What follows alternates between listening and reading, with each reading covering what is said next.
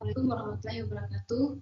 Perkenalkan, nama saya Krisma Nika Melia dengan NIM 24602033. Di sini saya akan mempresentasikan hasil PPT saya, yaitu tentang pasar persaingan sempurna. Baik, yang pertama, konsep dasar pasar, pengertian pasar dalam ilmu ekonomi. Pasar adalah suatu mekanisme atau tempat, bisa fisik maupun non-fisik, di mana pembeli dan penjual bertemu untuk melakukan transaksi jual beli barang atau jasa. Pasar juga dapat diartikan sebagai interaksi antara permintaan atau pembeli dan penawaran atau penjual, yang pada akhirnya akan menentukan harga, keseimbangan, dan jumlah barang yang diperdagangkan. Yang pertama, pasar nyata atau konkret, yang dimana penjual dan pembeli bertemu langsung untuk bertransaksi. Contohnya, pasar tradisional dan swalayan. Yang kedua, pasar abstrak, yang dimana penjual dan pembeli tidak bertemu langsung, tetapi tetap bisa bertransaksi. Contohnya, toko online atau e-commerce. Selanjutnya, perbandingan singkat dengan bentuk pasar lain, yaitu monopoli, oligopoli, dan monopolistik. Yang pertama, pasar monopoli, oligopoli, dan monopolistik adalah berbagai jenis struktur dengan karakteristik yang berbeda. Monopoli memiliki satu penjual, oligopoli beberapa penjual, dan monopolistik banyak penjual dengan produk terdiferensiasi. Jumlah pelaku usaha, monopoli pertama, oligopoli beberapa, monopolistik banyak. Yang kedua, tidak bersaing, di mana monopoli rendah, oligopoli sedang, dan monopolistik tinggi. Yang ketiga, dampak terhadap harga, monopoli tinggi, oligopoli sedang, dan monopolistik rendah. Yang keempat, hambatan masuk, yaitu monopoli tinggi, oligopoli sedang, dan monopolistik rendah. Setiap bentuk pasar memiliki karakteristik dan dinamika yang berbeda, yang mempengaruhi cara perusahaan beroperasi dan bagaimana harga ditentukan. Memahami perbedaan ini penting untuk analisis ekonomi dan pengambilan keputusan bisnis. Selanjutnya, definisi pasar persaingan sempurna. Yang pertama, pasar persaingan sempurna adalah suatu bentuk pasar di mana terdapat banyak penjual dan pembeli sehingga tidak satu pun dari mereka dapat mempengaruhi harga pasar. Harga terbentuk sepenuhnya oleh kekuatan permintaan dan penawaran, dan setiap pelaku pasar dianggap sebagai price taker atau penerima harga. Dan selanjutnya itu ada ciri-ciri atau karakteristik utama. 1. Banyak penjual dan pembeli, di mana terdapat banyak penjual dan pembeli di pasar, sehingga tidak ada satupun pasar yang dapat mempengaruhi harga setiap penjual dan pembeli. Beroperasi secara independen. Yang kedua, produk homogen, yang dimana produk yang dijual oleh semua penjual adalah identik atau homogen. Konsumen tidak memiliki preferensi terhadap produk dari penjual yang berbeda, karena semua produk dianggap sama. Yang ketiga, informasi sempurna, yang dimana semua pelaku pasar memiliki akses yang sama terdapat informasi mengenai harga, kualitas produk, dan kondisi pasar. Ini memastikan bahwa tidak ada informasi yang tersembunyi yang dapat menguntungkan satu pihak. Yang keempat, tidak ada hambatan masuk atau keluar, yang dimana perusahaan dapat mudah untuk masuk atau keluar pasar tanpa menghadapi hambatan yang signifikan seperti biaya tinggi atau regulasi yang ketat. Ini memungkinkan pasar untuk tetap kompetitif. Yang kelima, kebebasan dalam penentuan harga, yang dimana harga ditentukan oleh interaksi antara permintaan dan penawaran. Selanjutnya, mekanisme penentuan dan harga output. Yang pertama, perilaku produsen. Tujuan utamanya yaitu produsen berusaha untuk memaksimalkan keuntungan. Mereka melakukan ini dengan memproduksi barang dan jasa pada tingkat output di mana selisih antara total pendapatan dan total biaya adalah maksimum. Yang kedua, perilaku konsumen. Tujuan utamanya yaitu konsumen berusaha untuk memaksimalkan kepuasan atau utilitas dari barang dan jasa yang mereka konsumsi. Mereka akan memilih kombinasi barang dan jasa yang memberikan kepuasan tertinggi dengan anggaran yang tersedia. Selanjutnya, keseimbangan pasar.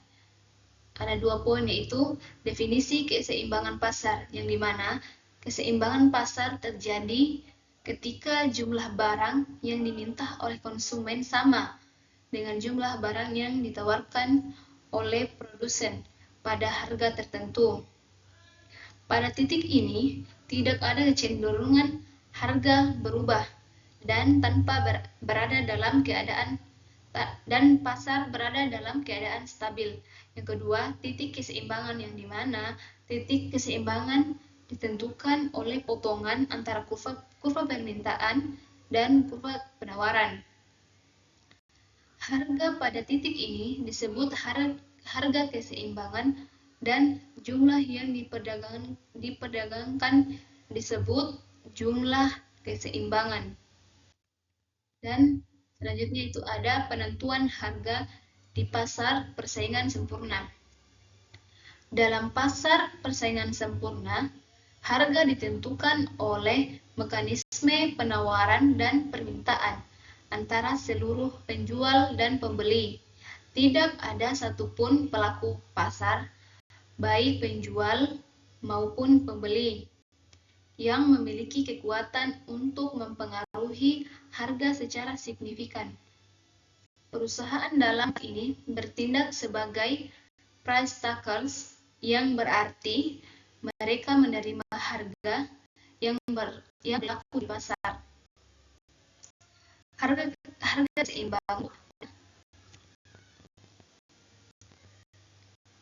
titik pertemuan kurva dan permintaan. Itu harga dalam pasar persaingan sempurna ditentukan oleh kekuatan pasar, yaitu interaksi antara jumlah barang yang ditawarkan oleh penjual atau penawaran dan jumlah barang yang diminta oleh pembeli, yaitu permintaan. Yang kedua, keterbatasan kekuatan pasar, yaitu karena banyaknya jumlah penjual dan pembeli serta produk yang homogen atau serupa. Tidak ada satupun pelaku pasar yang dapat memonopoli atau mengendalikan harga. Yang ketiga, price taker, yaitu perusahaan dalam pasar persaingan sempurna tidak memiliki kekuatan untuk menentukan harga, sehingga mereka harus menerima harga yang berlaku di pasar. Yang terakhir, harga keseimbangan, yang dimana harga keseimbangan adalah harga di mana jumlah barang yang ditawarkan sama dengan jumlah barang yang diminta.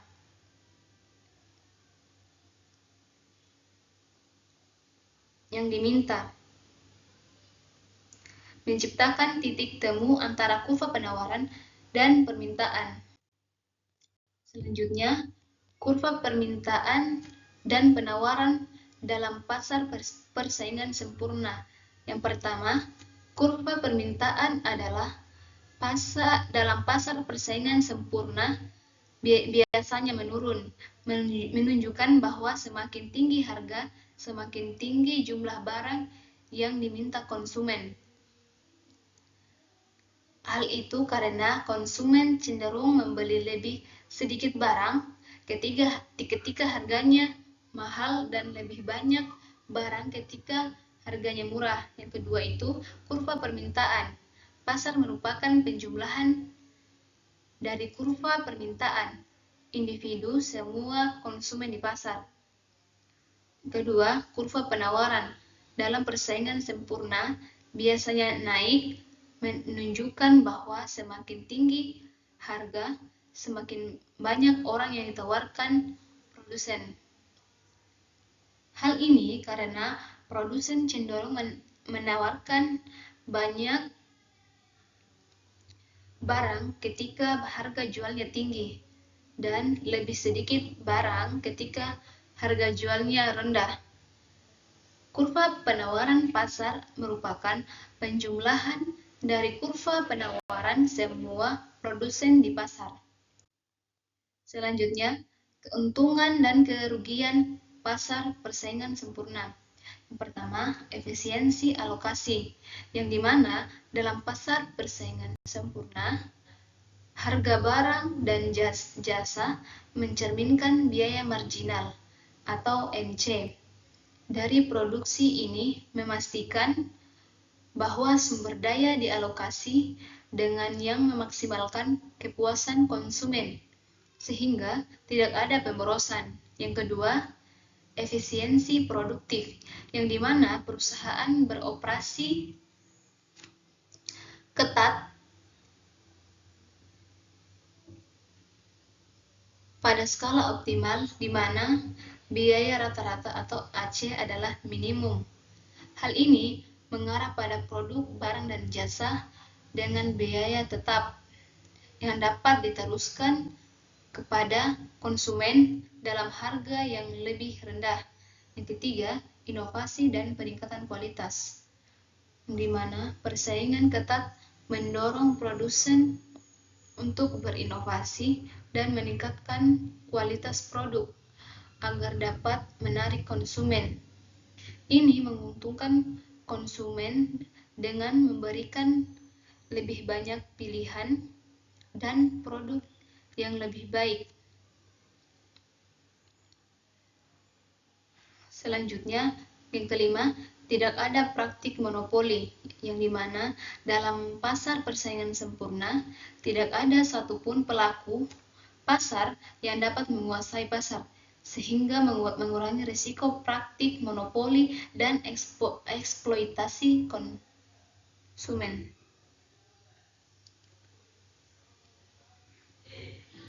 Yaitu ketidaksesuaian dengan kenyataan di dunia nyata.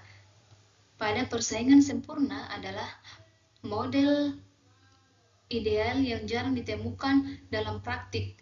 Banyak pasar memiliki elemen monopolistik atau oligopolistik, serta produk yang tidak homogen. Yang kedua, hambatan masuk dan keluar. Dalam banyak industri, terdapat banyak masuk yang signifikan, seperti biaya tinggi, regulasi, atau kekuatan merek yang menghalangi perusahaan baru untuk masuk ke pasar. Ini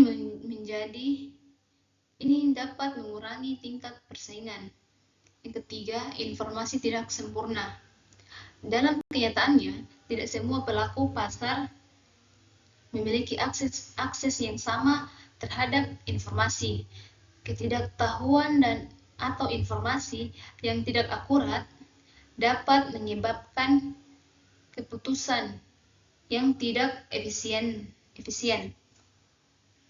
Yang keempat, keterbatasan dalam inovasi. Meskipun persaingan dapat mendorong inovasi, dalam beberapa kasus perusahaan kecil mungkin tidak memiliki sumber daya untuk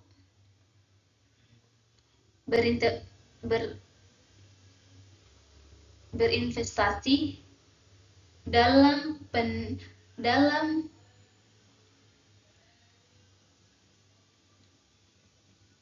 penelitian dan pengembangan yang dapat membatasi inovasi. Yang kelima, fluktuasi harga, yang dimana dalam pasar persaingan sempurna, harga dapat fluktuasi secara signifikan. Akibatnya, perubahan dalam pemerintah dan penawaran ini dapat menciptakan ketidakpastian bagi produsen dan konsumen. Selanjutnya,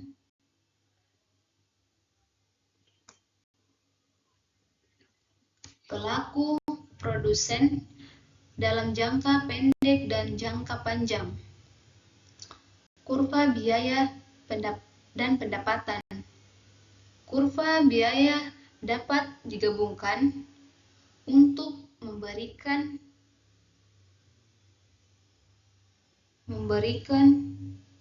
informasi tentang perusahaan. Dalam diagram ini, misalnya, perusahaan diasumsikan berada pada pasar persaingan sempurna.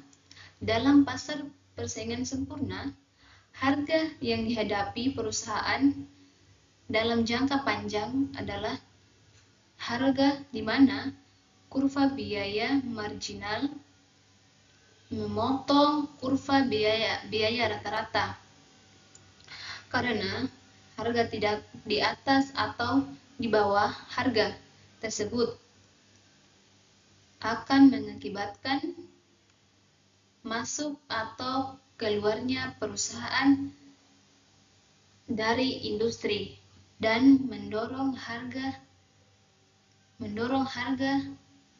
yang ditentukan pasar ke tingkat yang menghasilkan keuntungan ekonomi nol. Berikutnya, keputusan produksi dalam jangka pendek. Keputusan produksi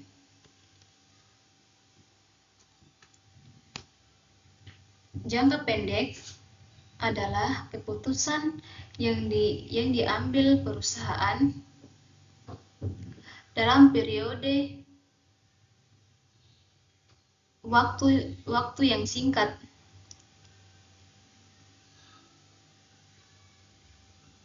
di mana setidaknya satu faktor produksi bersifat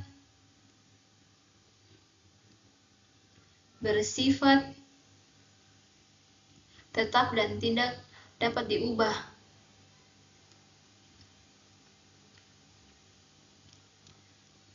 Keputusan ini biasanya berkaitan dengan bagaimana perusahaan memanfaatkan sumber daya yang ada untuk memaksimalkan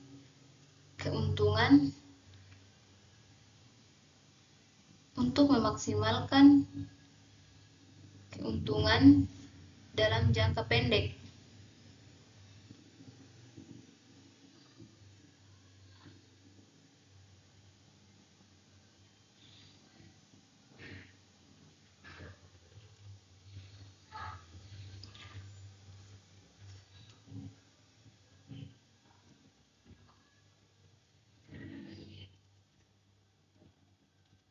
Selanjutnya, penyesuaian pasar dalam jangka panjang.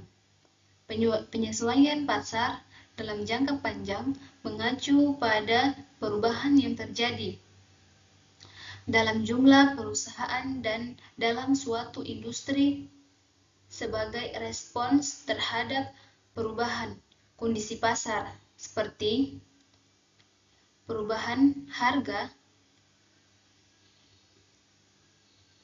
atau permintaan. Dalam jangka panjang, perusahaan memiliki fleksibilitas untuk masuk atau keluar dari pasar serta menyesuaikan skala produksi mereka. Selanjutnya, contohnya relevansi dan aplikasi pasar persaingan sempurna. Yang pertama, contoh nyata atau dekat dengan teori, misalnya pasar hasil pertanian. Pasar hasil pertanian merupakan contoh nyata yang dekat dengan teori ekonomi, terutama teori lokasi dan perilaku konsumen. Teori alokasi atau lokasi pertanian menjelaskan bagaimana petani memilih lokasi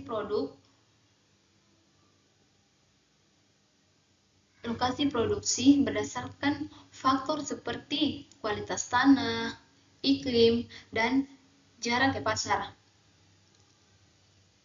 Pasar hasil pertanian seperti pasar petani, tempat petani menjual hasil panen langsung ke konsumen.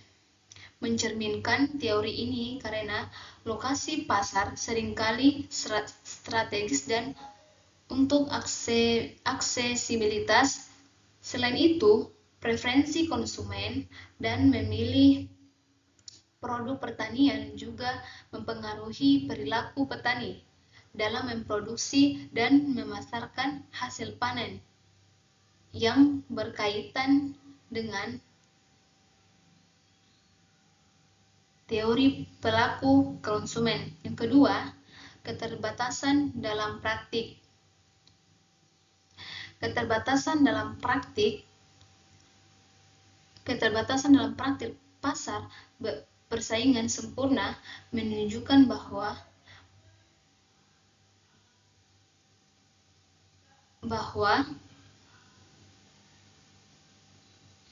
model ini adalah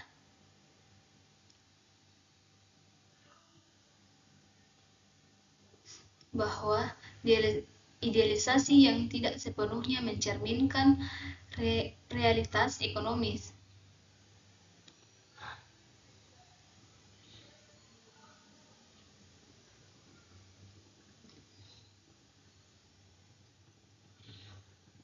Banyak pasar di dunia nyata memiliki elemen monopolistik, oligopolistik, dan ketidaksempurnaan informasi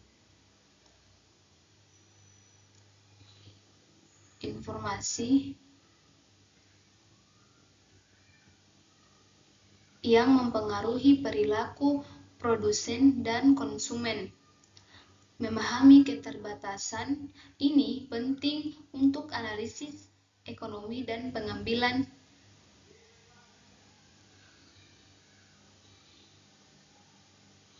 keputusan bisnis yang lebih efisien. Yang ketiga, implikasi kebijakan ekonomi.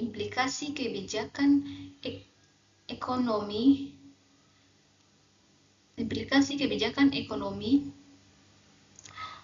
dari pasar persaingan sempurna menunjukkan bahwa pemerintah memiliki peran penting dalam menciptakan lingkungan yang mendukung persaingan, inovasi, dan kesejahteraan konsumen. Dengan menerapkan kebijakan yang tepat, pemerintah dapat membantu memastikan bahwa pemerintah dapat berfungsi dengan baik dan memberikan manfaat maksimal bagi masyarakat. Memahami prinsip-prinsip pasar yang sempurna dapat membantu